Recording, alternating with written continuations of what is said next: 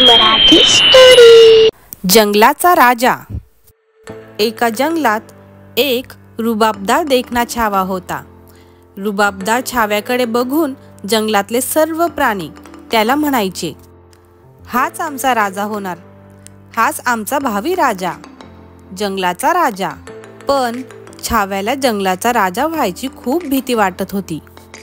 एकदम मोठा सिंह म्हणजे या छाव्याचे वडील त्याला म्हणाले, वंश परंपरेनुसार तूच जंगलाचा राजा होणार, त्या पदासाठी तूच योग्य आहेस, त्यातच जंगलाचं भलं आहे। इतर प्राण्यांप्रमाणे वडिलांचं हे बोलणं ऐकून छाव्याला धडकच भरली। भित्रा छावा दूर जंगलात लपण्यासाठी पळून गेला। जंगलातल्या 3 माकडांनी त्या भित्र्या छावाला जंगलात लपून बसलेलं पाहिलं। ते म्हणाले, हाच का तो आपला भित्रा भावी राजा? हा तर अगदी भित्रा आणि भेक्कड आहे।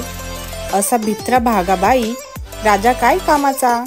त्या 3 माकडांनी त्या लपलेल्या छाव्याला चिडवण्यासाठी झाडावरून त्यांच्या डोक्यावर फळ फेकायला सुरुवात केली।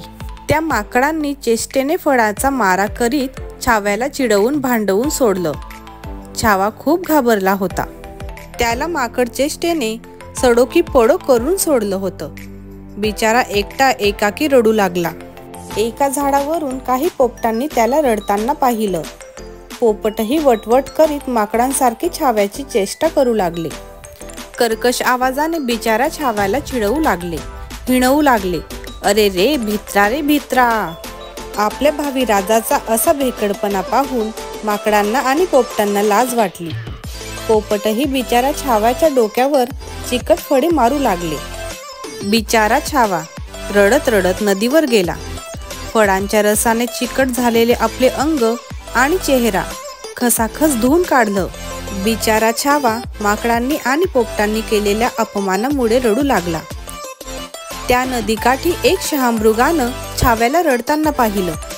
शहामृगानेही त्या रडत्या छाव्याच्या अंगावर एक अंड फेकलं। शहामृगही म्हणाला, असा भेक्कड भित्रा राजा काय कामाचा?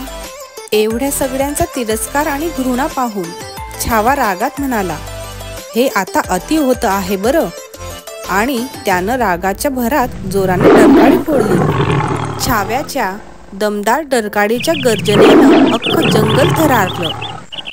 सगळे प्राणी घाबरले। जिकडे तिकडे चिडीचूप झालं। जेव्हा छाव्याच्या वडिलांना म्हणजे राजांना छाव्याची दमदार भेदक डरकाळी ऐकू आली, राजाला खात्री पटली, ही डरकाळी कोणाची आहे? ही फक्त माझ्या शूरवीर छाव्याचीच। सिंह राजाला खूप आनंद झाला आणि अभिमानही वाटला। सिंह राजा म्हणाला, अरे माझ्या लाडक्या, तू अगदी कुशल अभिमान वाटावा असा राजा होशील। अख्खं जंगल तुला चर्र घाबरेल। तसेच जंगलाला तुझा प्रेमळ आधारही वाटेल। जंगलाचं तू छान रक्षण करशील।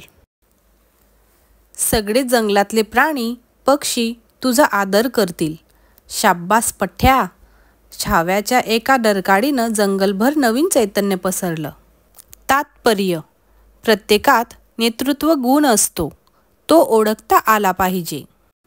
गोष्ट आवडली असेल तर प्लीज लाईक करा, आमच्या चॅनलला सबस्क्राईब करा आणि ह्या गोष्टीला शेअर करा। थँक्यू।